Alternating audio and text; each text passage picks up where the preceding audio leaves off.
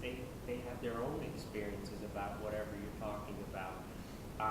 But if I do come back to the U.S., I think this will enrich my classroom because I'll let me explain it this way. I'll know a lot more about history than I did when I was living in the U.S. Let's face it, travel is one of the best educators in the world.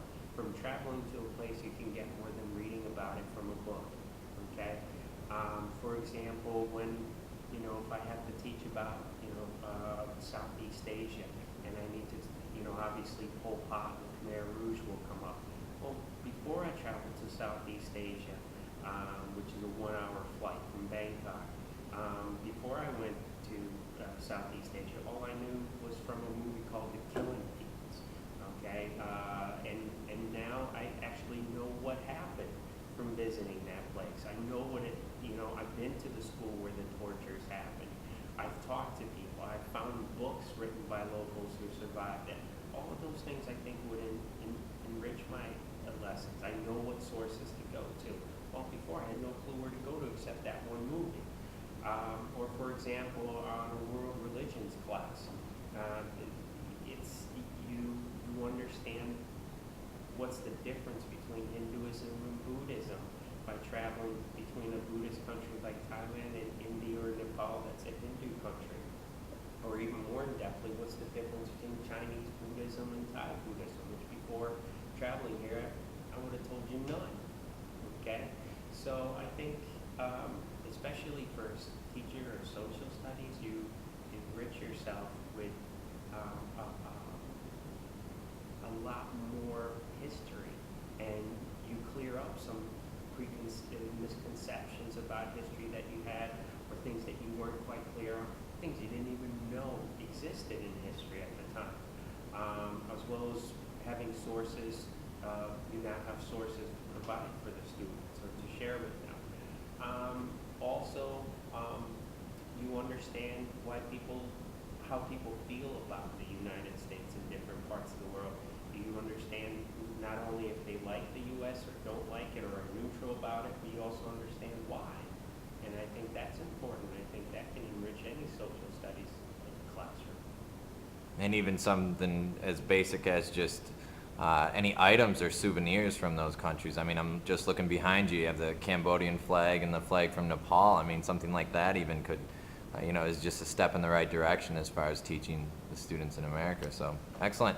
Now, let's say that let's think back and put yourself in a position. You're thinking about going overseas. You're a social studies teacher. You want to teach at a school overseas. What advice would you give to those people, to a social studies teacher who's thinking, okay, this is the time I really want to head out. I really want to go overseas and teach. What advice would you give them?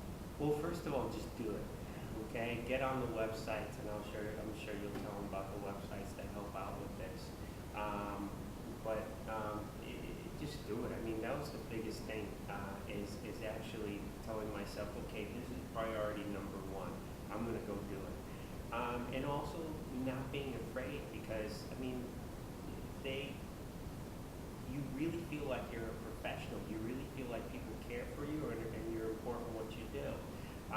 But I would also read about I would start paying attention more to the international news and what's going on in the world. However, not too much. Okay, for example, before I took the job in Bangkok, there was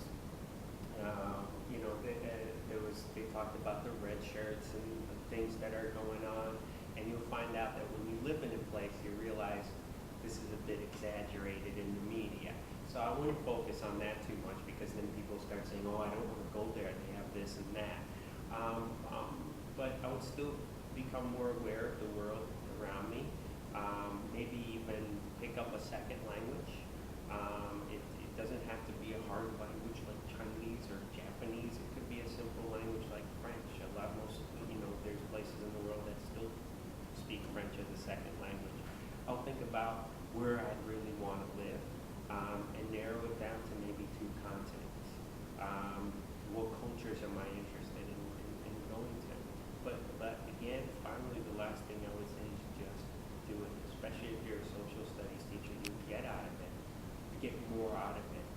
any other subject, teaching any other subject, and also just be very comparative. Don't look at have as many options as possible.